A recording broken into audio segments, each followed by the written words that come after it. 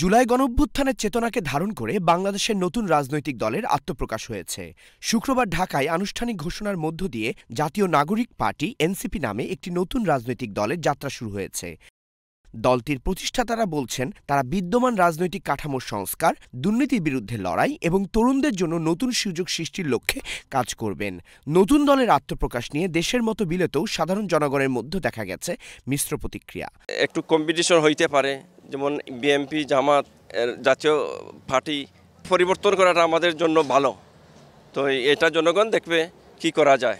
ইনশাআল্লাহ তারা তো দেখা যায় যে আপনার ইন ফিউচারে যে ভবিষ্যৎ পরিকল্পনা, কারণ নতুন প্রজন্মই তো দেশে আপনার সব কিছু 5 আগস্ট সব কিছু চেঞ্জ করতে, পরিবর্তন করছে।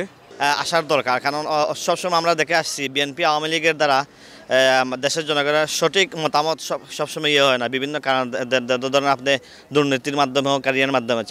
এই জায়গাতে আমি মনে করি নতুন পার্টি আসে, নতুন জেনারেশনের এরা আসে। একটা দল নতুন আসলো, তারা একটা অভ্যুত্থানের নেতৃত্ব দিয়েছে। অভ্যুত্থান পরবর্তীতে বাংলাদেশের মানুষের যে তাদের প্রতি যেই দীর্ঘ একটা প্রতীক্ষার অবসান ঘটিয়ে তারা যেভাবে দেশের একটা পরিবর্তন সাধন করেছে, এখন দেখার বিষয় তারা রাজনৈতিক মাঠে এসে কি করে। এর উপরেই নির্ভর করবে ভবিষ্যতে তাদের ভোটের রাজনীতি কোথায় যাবে। বিএনপি বলছে, নতুন দলের আত্মপ্রকাশ গণতন্ত্রের জন্য ইতিবাচক এবং বিএনপি সবসময় বহুদলীয় গণতন্ত্রে বিশ্বাসী। জনাব তারেক রহমান সাহেব আজকে নতুন দলকে স্বাগতম জানিয়েছেন।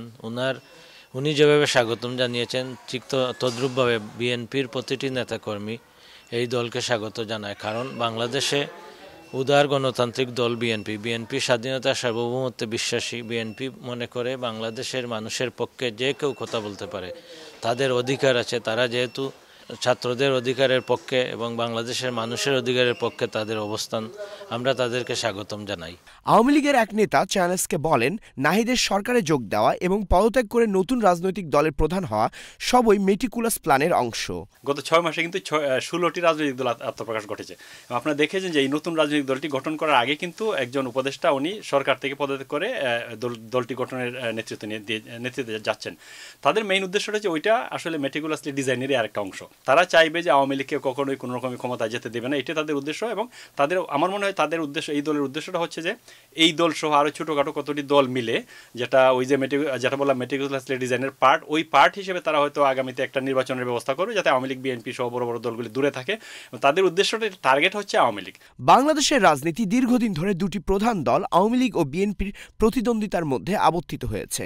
এনসিপি কিভাবে তাদের অবস্থান তৈরি করবে এবং আগামী নির্বাচনে কোনো প্রভাব ফেলতে পারবে কিনা তার সময় বলে দিবে।